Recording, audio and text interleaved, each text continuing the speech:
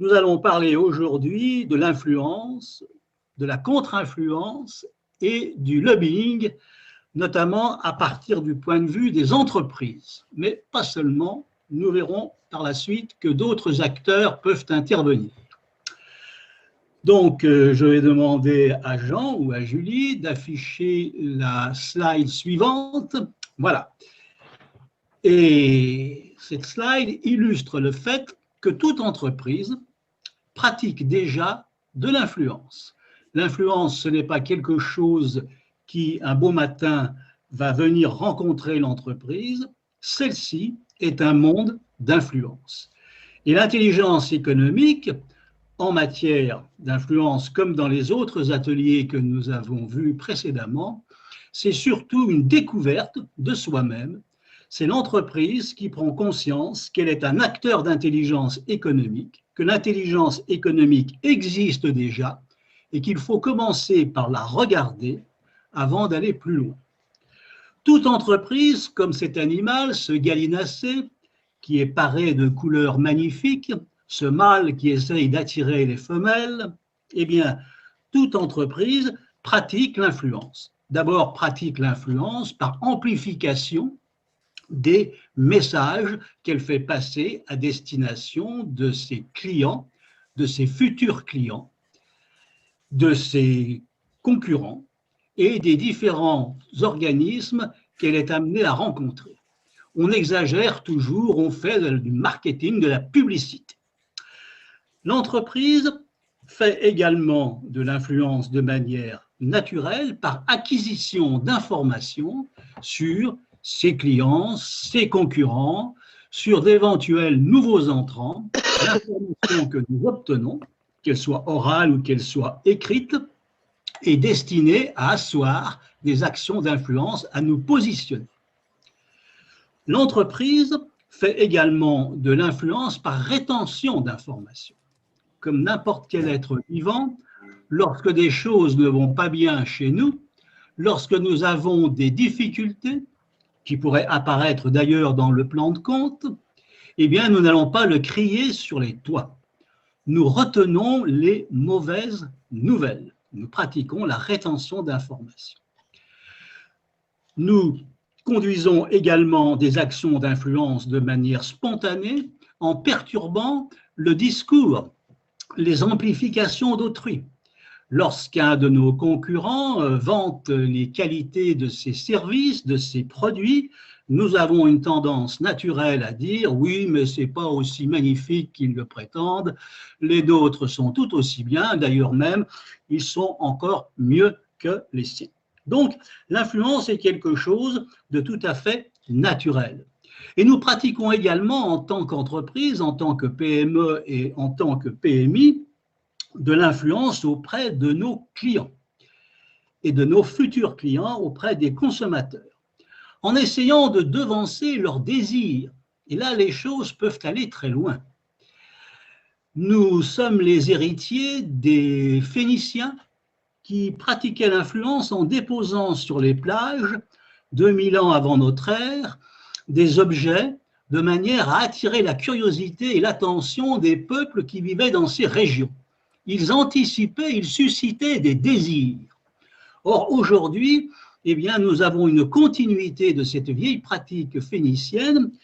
Bien sûr, elle est maintenant numérisée à travers le marketing incitatif, à travers toutes les données, à travers tous les cookies que nous recueillons sur les activités commerciales et économiques de nos clients, nous sommes en mesure de devancer, de susciter leurs désirs. L'école de Chicago aux États-Unis a inventé ce concept de marketing incitatif parce que les entreprises se substituent d'une manière ou d'une autre, de manière insidieuse, à l'influence qu'autrefois avaient les religions, qu'elles peuvent avoir encore, en venant au secours de gens en quête d'appartenance, en quête de fraternité, en suscitant la croyance dans des marques, en occupant le terrain délaissé par un certain nombre d'acteurs antérieurs. L'entreprise, sans en être toujours bien consciente, pratique une influence de plus en plus prégnante sur ses consommateurs, sur ses clients. Nous sommes dans une tendance lourde et on sait très bien que le nombre en matière de données, au bout d'un certain temps, fait qualité. Nos ingénieurs le savent très bien, ils le savent depuis longtemps, avant que Marx et Engels au XIXe siècle n'aient théorisé le sujet. Donc, l'énorme masse de données, le big data, qui est à la disposition d'un certain nombre d'acteurs économiques à partir de nos réflexes de consommateurs, servent à des actions d'influence dont nous ne sommes pas toujours très conscients. Donc, nous sommes entourés par des fils ténus d'une influence numérique et pour l'intelligence économique, lorsque nous abordons le chapitre influence, nous commençons par observer quel est notre rôle inconscient dans ce domaine et quelles sont les différentes méthodes que nous-mêmes utilisons. Nous allons faire l'audit auprès de nos collaborateurs, de nos commerciaux, mais pas uniquement de nos commerciaux, de toutes les petites astuces, de toutes les petites ruses que nous avons accumulées génération après génération qui font que notre entreprise est aujourd'hui influente. Alors on va examiner ce que l'on appelle maintenant les éléments constitutifs de notre influence. C'est pour ça que nous allons afficher la slide suivante. Quels sont les éléments constitutifs de notre influence? Est-ce que c'est notre accueil sympathique, souriant, notre écoute, la ponctualité de nos rendez-vous, de nos services, les valeurs que nous affichons, les actions en faveur de la cité, les attitudes socialement responsables, la qualité de nos produits, le renouvellement de nos gammes, est-ce les effets de mode que nous savons anticiper, dans lesquels nous savons nous glisser? Toute influence peut faire l'objet d'un examen, toute influence peut se mesurer, notamment à travers la reconnaissance de ces éléments constitutifs. Et puis, il y a des petites recettes qu'on a tendance à oublier, mais qui peuvent jouer un rôle considérable. Je pense à certaines informations non formalisées, et c'est pour ça que j'ai mis cette scène sur un green, sur un golf, parce qu'elle me rappelle l'histoire que nous avons, qui nous a été relatée, notamment au MEDEF Île-de-France, d'un de nos entrepreneurs familiers de la Chine. Il avait là-bas un commercial, déjà ayant une certaine bouteille, qui jouait au golf avec des Chinois, et notamment avec un Chinois très important, membre du Parti communiste local. Et en Chine, le Parti communiste est quelque chose qui compte. Eh bien, lorsqu'il jouait au golf avec ce Chinois, notre Français, qui était un très bon golfeur, ben, il perdait toujours, in extremis. Et le Chinois était heureux, il était content. Jamais il ne lui a fait perdre la face. Or, faire perdre la face à un Chinois, c'est toujours embêtant, surtout lorsqu'il est membre du PC chinois. Ce vieux commercial a été remplacé par un jeune homme fringant qui jouait très bien au golf et qui lui gagnait. Alors c'est sûr, il gagnait au golf, mais l'entreprise française en question y a beaucoup perdu.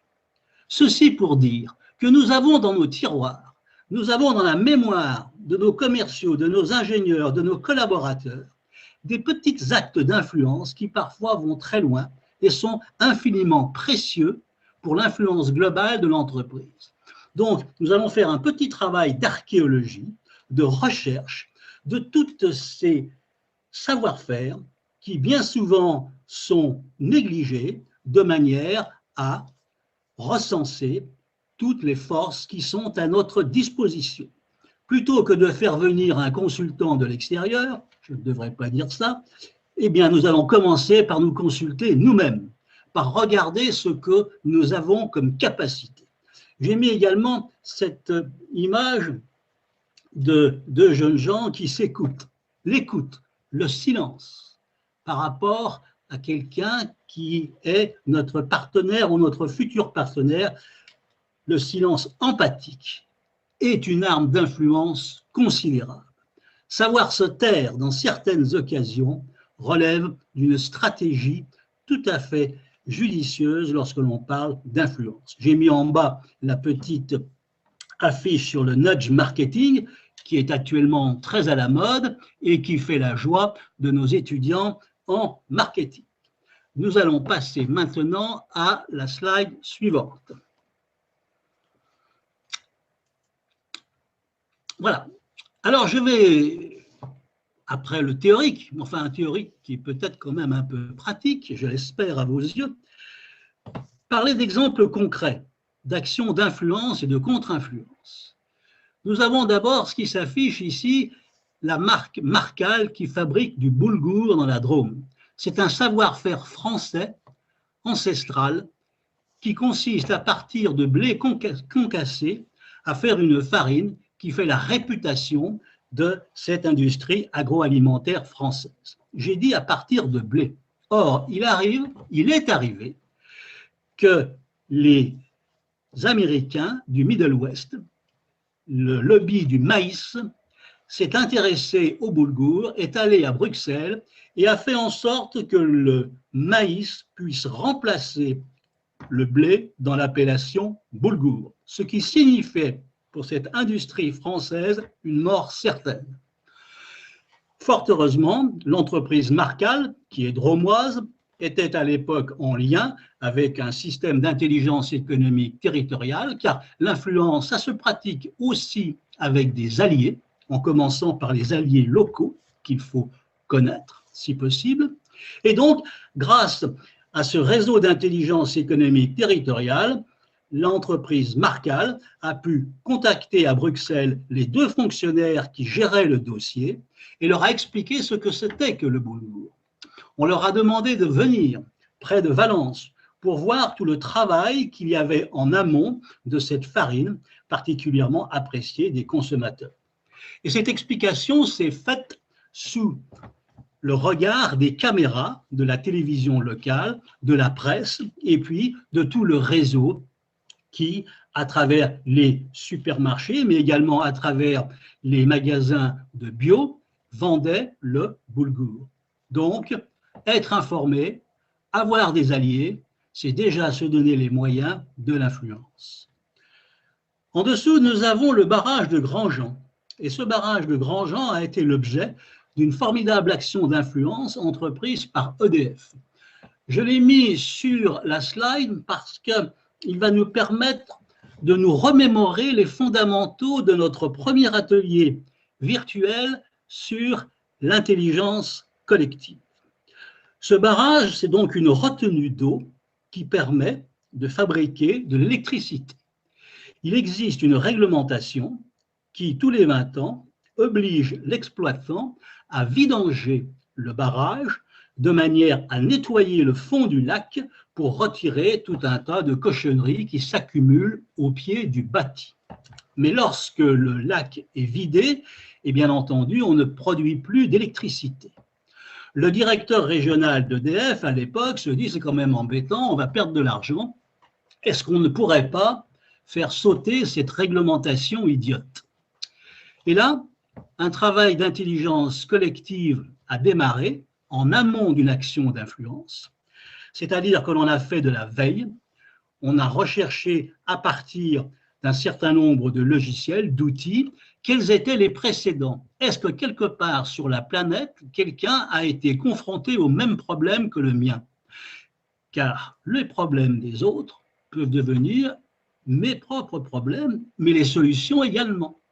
Et on a découvert à cette occasion qu'il existait dans un pays un système qui permettait de ne pas vidanger parce qu'on mettait sur le sommet du barrage une machine, que cette machine était reliée à un tuyau qui descendait le long du bâti, qui déversait sur toutes les cochonneries qui s'étaient accumulées un dissolvant et que le même tuyau, à partir de la même machine, servait d'aspirateur pour nettoyer le fond du lac. Donc, il y avait une solution technique. Cette solution technique a été découverte grâce à un travail de mémoire.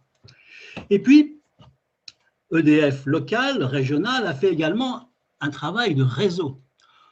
Et s'est aperçu que parmi les employés du barrage, il y en avait un certain nombre qui vivaient dans la vallée, dans l'aval, qu'un certain nombre d'électriciens étaient aussi pêcheurs à la ligne, militants associatifs, notamment dans les domaines écologiques, et que certains d'entre eux même avaient des mandats d'élus municipaux, comme certains parmi nous dans la formidable commission IESF d'intelligence économique.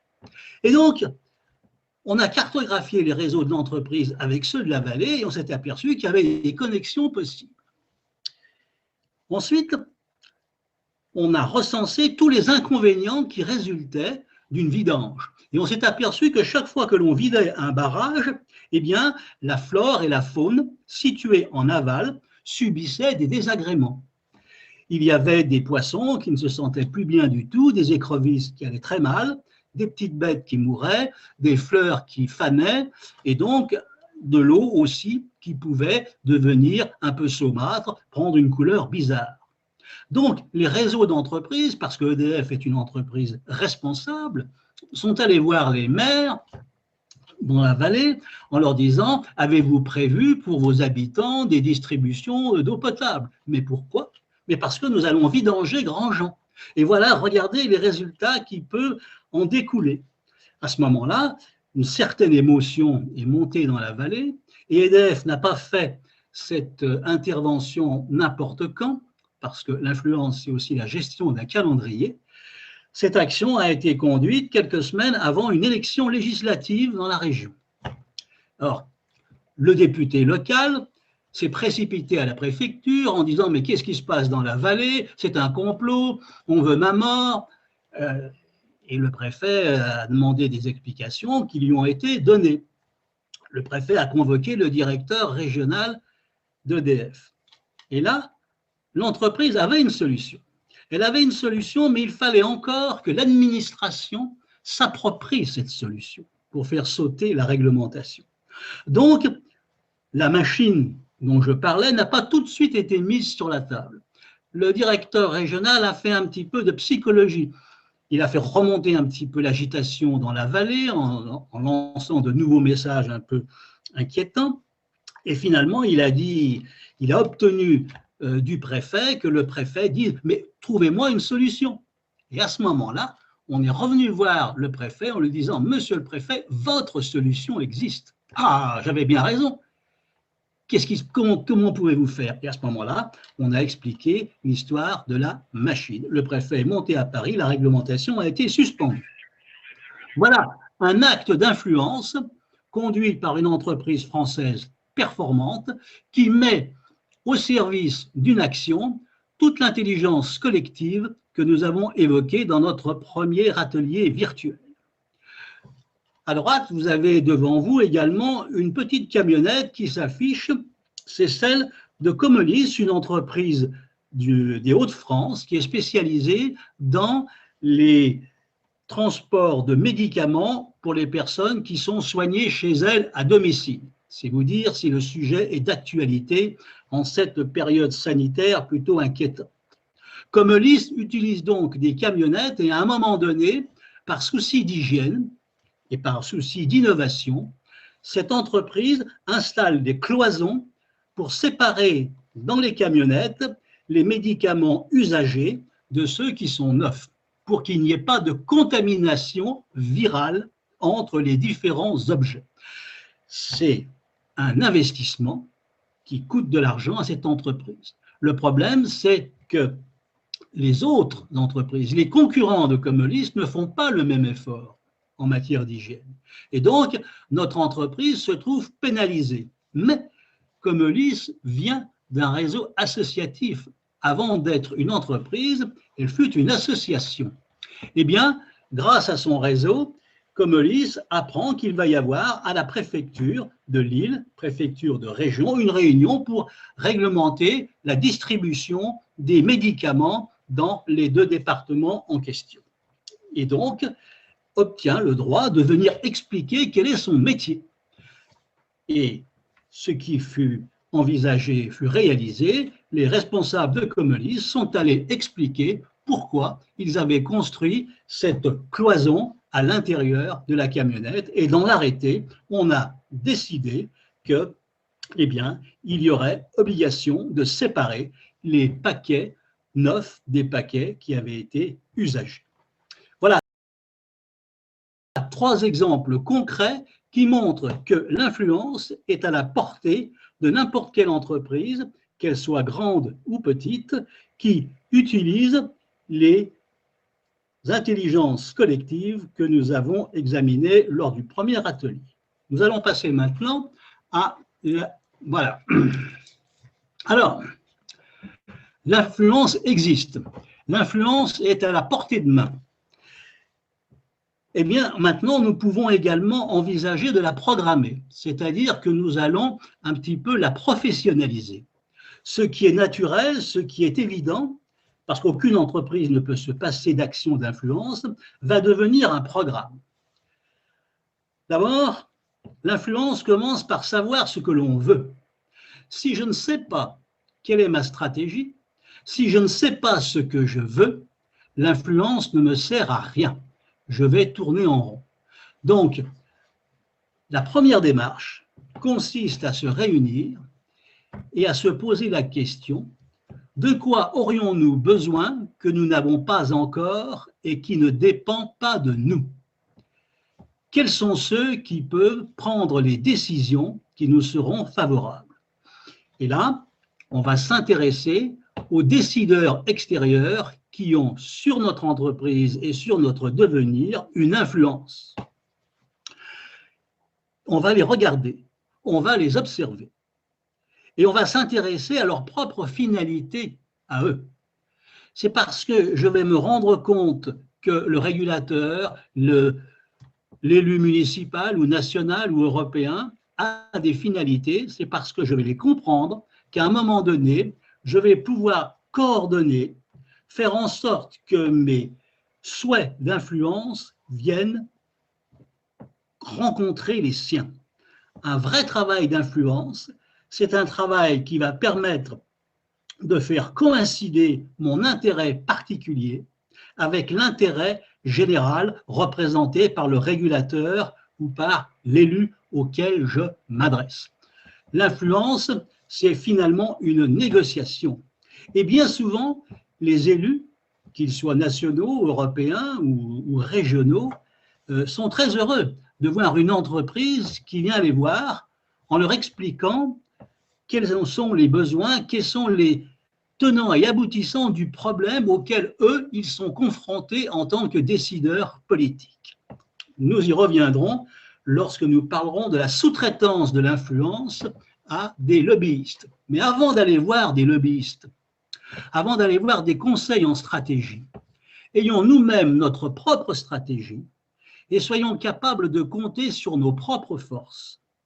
Si nous faisons cet exercice, eh bien, nous allons gagner du temps et de l'argent lorsque le moment sera venu d'aller voir des professionnels de l'influence hors de l'entreprise.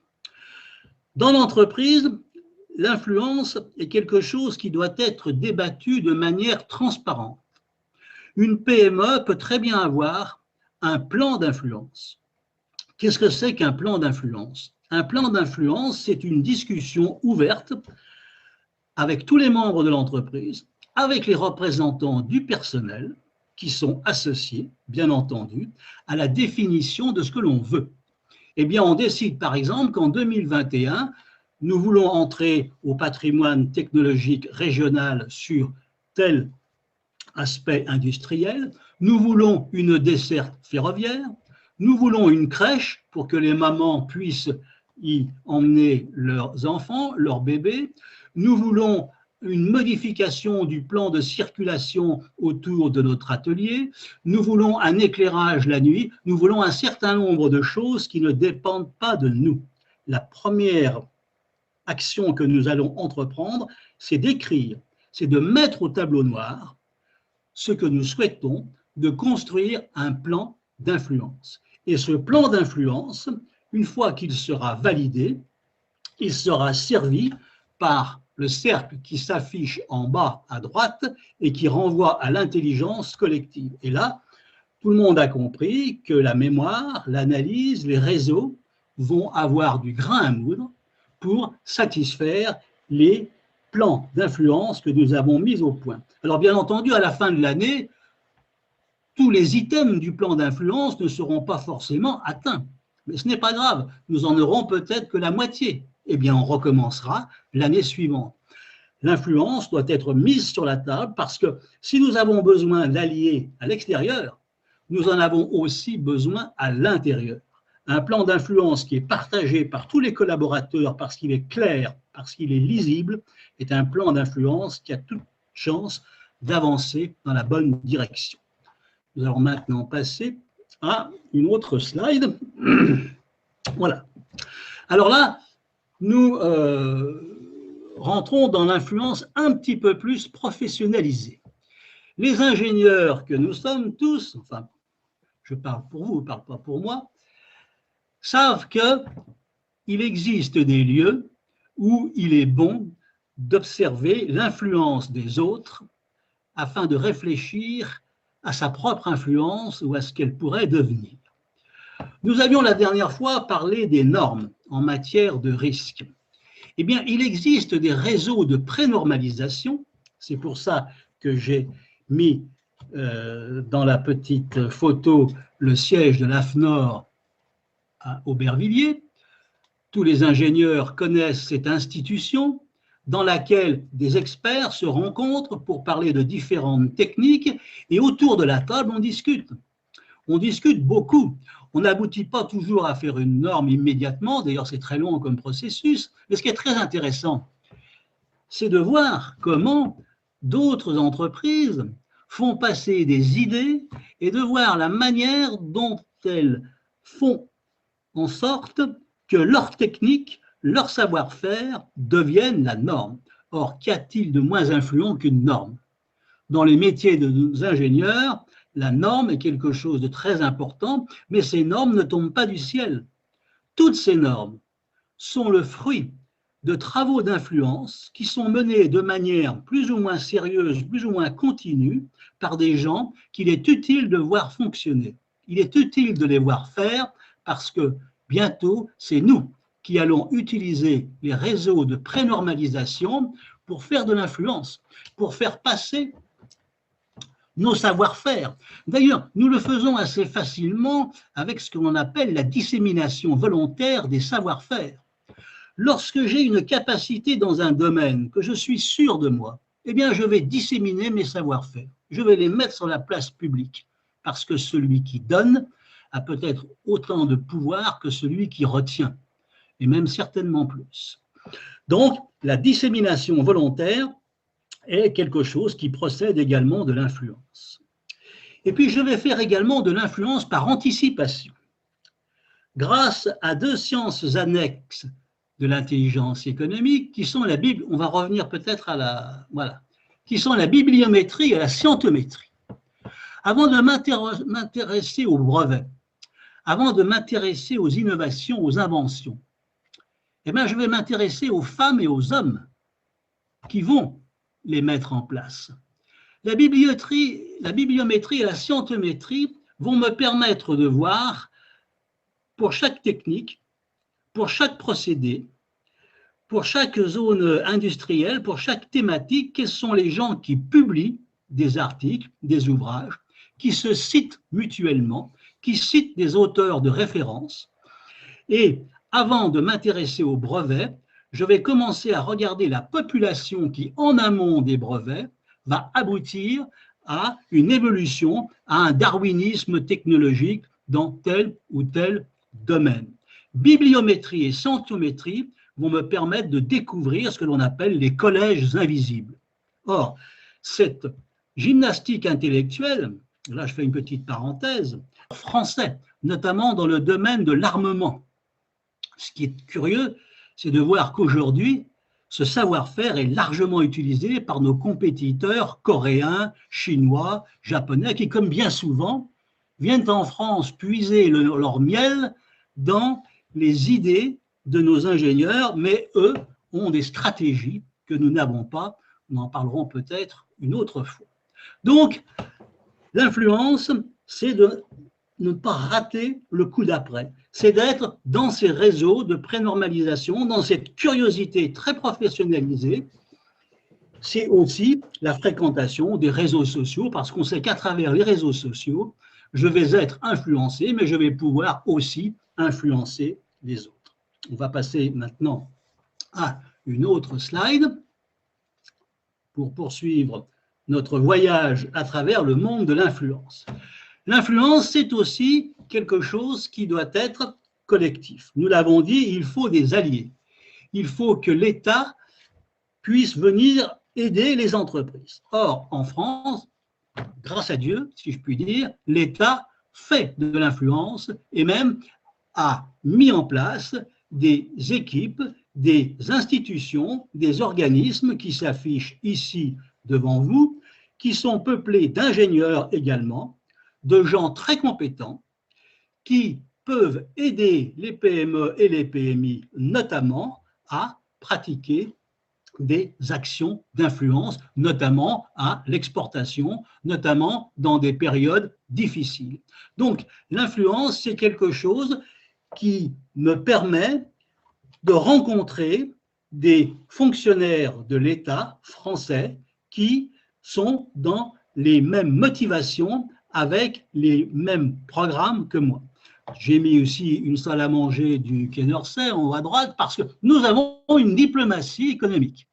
Depuis qu'un ministre des Affaires étrangères, M. de Charette, pour ne pas le nommer, a utilisé pour la première fois le terme de diplomatie économique, eh bien, ça a fait des petits, si je puis dire, et donc nous avons dans nos ambassades des missions économiques. Eh bien, ce que je dis à nos PME et à nos PMI, ce que ISF dit à nos ingénieurs, quand vous partez à l'étranger, eh bien, prévenez à l'avance, et si possible pas la veille, quelques jours avant, quelques semaines, c'est encore mieux, la mission économique du consulat ou de l'ambassade de France dans le pays où vous allez pour prendre contact avec eux. Et vos capacités d'influence n'en seront que mieux servies parce qu'il y a des gens qui sont capables de vous ouvrir des portes, qui sont capables de vous mettre en garde contre des choses trappes, qui ont une vision politique, et bien souvent le politique joue un rôle important dans le pays dans lequel ils exercent leur fonction de diplomate. Donc, l'influence, c'est quelque chose qui se pratique avec le concours d'un certain nombre d'administrations qui s'affichent ici. Et croyez-moi, nos compétiteurs étrangers bénéficient de l'influence politique, diplomatique de leurs équivalents et ne s'en privent pas. Nous passons à une autre slide. Bernard, excuse-moi, je vais rebondir rapidement. Je suis désolée de te couper. Isabelle Heller, qui est un autre membre de notre comité, souligne aussi l'importance de l'influence collective et donc le niveau des fédérations et syndicats professionnels. Et moi qui suis active dans l'écosystème de l'innovation et des startups, je voudrais saluer le travail que fait aussi la French Tech sur ces questions-là. Voilà, juste pour ça et pour compléter. Et puis si on a un point sur lequel on voulait rebondir, mais effectivement, bien sûr, les papas amènent aussi leurs enfants à la crèche, évidemment. Bien sûr, les papas amènent aussi les enfants à la crèche, tu as totalement raison. Merci de le dire. Je voulais aussi insister pour les personnes qui sont présentes là, parce qu'on est assez nombreux, on est près de 45. N'hésitez pas à poser vos questions dans le chat de manière à ce qu'on puisse les relayer. Et puis, je vous donnerai la parole. C'est important qu'effectivement les micros restent coupés parce que ça donne une meilleure qualité sonore. Mais n'hésitez pas à rebondir. Je suis sûre que ça soulève beaucoup de questions. Voilà, je te laisse tranquille.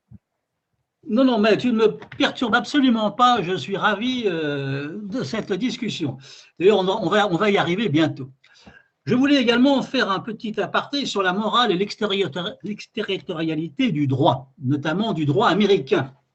La morale est un vecteur d'influence important, la morale internationale. Alors, quand on parle de morale internationale, notamment dans la lutte contre la corruption, il faut toujours se méfier un petit peu. Notamment, je pense à la fameuse convention OCDE qui punit la corruption, qui nous a été imposée par une idéologie et une influence américaine, anglo-saxonne, avec comme arrière-pensée de punir les méchants qui corrompaient. Quand cette convention a été signée par un certain nombre de pays, il est intéressant de noter que les pots de vin qui étaient versés offshore par des entreprises américaines ne rentraient pas dans la consolidation des comptes américains. Par contre, elle, en France, rentrait dans le bilan des entreprises françaises. Il faut donc toujours se méfier lorsque l'on vient de nous parler de morale internationale, notamment dans le domaine économique. Un certain nombre de pays du Nord utilisent d'ailleurs la morale et leur religion, leurs églises luthériennes et autres, pour, en Afrique notamment, occuper des positions économiques et finalement écarter les Français qui ne se rendent pas compte du tout du jeu subtil de ces alliances entre morale, religion, qui échappent en général à notre esprit cartésien, hein, qui n'est pas tout à fait adapté à ce genre d'échiquier. Donc, je voulais quand même faire une petite parenthèse sur ce sujet-là parce qu'il me concerne nos entreprises à l'exportation. On va passer à la slide suivante parce que je vois que l'heure tourne. Voilà. Alors, il arrive un moment où le lobbying est professionnalisé. Le lobbying va être le fait de lobbyistes, de spécialistes. Et ces gens-là, c'est pour ça que je les affiche uniquement maintenant, ils sont très compétents. Mais il faut aller les voir une fois qu'on a les idées un peu claires. Quand on a les idées claires sur ce que l'on peut faire soi-même, la conversation avec un lobbyiste, qui est une profession tout à fait respectable, hein, eh bien, prend une tournure plus intéressante. Parce qu'on va pouvoir aborder des sujets sur lesquels nous nous sentirons à l'aise. Alors que si nous allons voir un lobbyiste de but en blanc comme ça pour lui dire « je veux ceci, je veux cela », sans avoir réfléchi sur ses propres capacités en amont, eh bien, on n'obtiendra pas forcément ce que l'on souhaite obtenir. Donc, les lobbyistes existent. Je vais nous épargner toutes les histoires sur le terme lobby, quelle est l'origine du mot, on passerait des heures. Le lobbying, il est immatriculé, il est sur un registre du commerce à Washington, sur des assemblées dans lesquelles il fait son travail. Hein, et c'est généralement quelqu'un qui connaît bien le milieu politique, qui connaît bien l'actualité parlementaire, qui connaît bien les arcanes des administrations. C'est un facilitateur.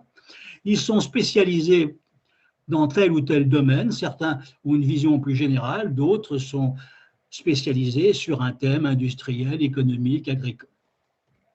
Ils sont très nombreux. Et notamment à Bruxelles, on va rencontrer des lobbyistes américains, des lobbyistes chinois en grande quantité. Autre auxiliaire de l'influence professionnalisée, le renseignement commercial. Le renseignement commercial existe depuis le 19e siècle. Ce sont des géants qui, à travers toute la planète, scannérisent tous les relevés financiers auprès des tribunaux de commerce, des greffes, auprès des organisations comme la sécurité sociale, comme le Trésor, comme les protets, comme les nantissements. C'est-à-dire, c'est un métier de la donnée financière qui est en mesure, parce qu'il mouline toutes ces informations, tous ces chiffres, de nous alerter sur la solvabilité d'un partenaire, avant, pendant ou après le contrat. Nous avons en France un certain nombre d'entreprises de renseignement commercial qui sont tout à fait opérationnelles. Bien entendu, nous n'avons pas de géants du style anglo-saxon qui, eux, scannérisent chaque heure des milliards de téraoctets d'informations financières pour obtenir les mêmes résultats. Une profession qui est moins connue, ce qu'on appelle les agents privés de recherche, qui vont nous permettre à nous, PME, PMI, de faire valoir devant les tribunaux, notamment devant les tribunaux français, les preuves que ces détectives privés, qui sont un métier également tout à fait respectable, qui sont à l'issue des études qu'ils font à l'université, qui sont détenteurs de diplômes, hein, et qui ont une déontologie, comme les lobbyistes, eh bien, ces agents privés de recherche, ces détectives privés, vont nous permettre de produire des preuves qui, dans le cadre d'une négociation, sans forcément aller devant le tribunal, permettront à l'entreprise française, petite PME, d'être quand même plus maligne qu'on ne l'imaginait. Et au cours de la conversation, dire à un partenaire « Oui, mais ce que vous me racontez là, monsieur ou madame, c'est faux. C'est faux parce que moi, j'ai la preuve que vous voulez me mener en bateau. » Et là, voilà. Donc, ce n'est pas la peine d'aller devant le tribunal. Donc, à partir d'un certain stade, l'influence peut passer par un détective privé qui nous permettra d'asseoir une certaine autorité dans des négociations où nous pensions partir battus. Les conseils en stratégie. Les conseils en stratégie, eh bien, c'est un petit peu la suite des lobbyistes. Ce sont une autre catégorie de personnes qui ont l'habitude, parce qu'elles ont un passé dans la stratégie, par exemple politique ou autre de leur pays, eh bien, de conseiller nos entreprises dans des domaines d'influence. Nous allons passer maintenant à la slide suivante. Voilà. Deux choses pour terminer. L'influence, la chasse en meute. La chasse en meute, c'est la capacité pour plusieurs entreprises de secteurs différents d'une nation d'aller ensemble à la conquête d'un marché. Nos amis américains, nos amis scandinaves, chinois savent le faire très bien. Nous avons mis longtemps avant de comprendre que cette solidarité entre différentes entreprises de différentes tailles était tout à fait possible. Et là, il faut saluer le travail de grandes entreprises françaises qui maintenant accompagnent au Brésil, en Chine ou ailleurs, des PME et des PMI de leur territoire. Il faut saluer ce travail de solidarité qui n'a pas toujours été le cas. Et ça permet, eh bien, autour de la grosse entreprise française d'avoir un vivier de fournisseurs qui se sentent plus à l'aise, qui se sentent plus en confiance avec les petits, avec les PME et PMI. Donc la chasse en meute fait partie de l'influence. Là où vous êtes dans votre département, intéressez-vous aux grosses boîtes françaises et vous verrez, il y en a peut-être une ou deux qui vous ouvriront les portes d'une chasse en meute parce que finalement tout le monde y a intérêt. L'influence des uns bénéficie à l'influence des autres.